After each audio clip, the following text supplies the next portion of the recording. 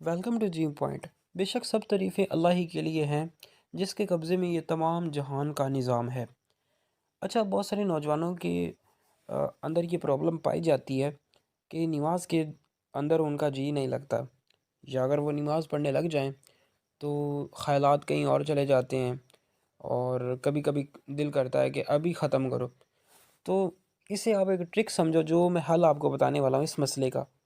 عام روٹین میں نوجوانوں کے اندر یہ بہت زیادہ ہے، تو اسے آپ چاہے آپ ایک ٹرک سمجھو، یا اس مسئلے کا ایک حل سمجھو، یا ایک طرز زندگی سمجھو نماز پڑھنے کے لیے۔ تو اگر جب بھی آپ نماز پڑھو تو آپ نے 5 باتوں کو غور طلب رکھنا ہے، ذہن کے اندر رکھنا ہے، تو میرے خیال میں آپ کی نماز کے اندر آپ کو وہ کیفیت پیدا کرنے میں کافی آسانی ہوگی کہ آپ اپنے خیالات، اپنے جذبات اور اپنے دل کی دھڑکنوں کو بھی نماز کے لیے اور سجدے کے لیے وقف کر سکو گے۔ تو آپ نے کیا کرنا ہے کہ جب بھی آپ نماز شروع کرو، تو سب سے پہلے جب آپ نماز شروع کرو اور تکبیر کے بعد اللہ اکبر کہتے ہو، تو سب سے پہلے آپ نے زمین کو دیکھنا ہے، اور زمین کو دیکھنے کے بعد آپ نے ذہن میں یہ سوچنا ہے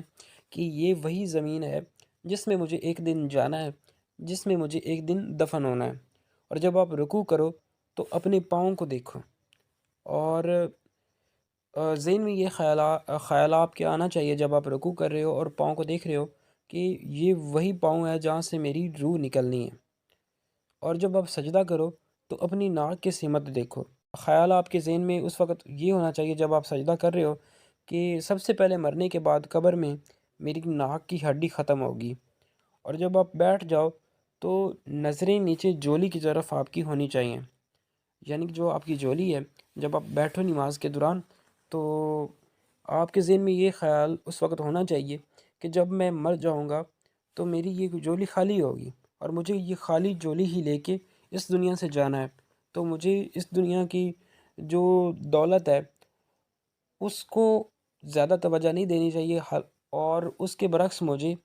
آخرت کا سامان جو ہے وہ، اور آخرت کی دولت کے لیے، اور وہ صاف ظاہر ہے کہ وہ اچھے اعمال ہیں، نیک اعمال ہیں، اعمال صالح ہیں، ان کے لیے تگ و دو کرنی چاہیے۔